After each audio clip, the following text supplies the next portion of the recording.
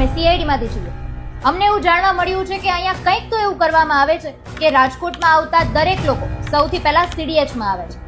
અરે હા, આપણે તો માણસોને હસાવવાનું કામ કરીએ છીએ. હસાવવાનું કામ? એ પણ હોસ્પિટલમાં? હા, આપણું હસાવવાનું જ કામ છે, કારણ કે આ સીડીએચ છે, સિટી ડેન્ટલ હોસ્પિટલ, અને અહીંયા અમારી પાસે ઇન્ડિયાઝ બેસ્ટ ડેન્ટલ એક્સપર્ટની ટીમ છે.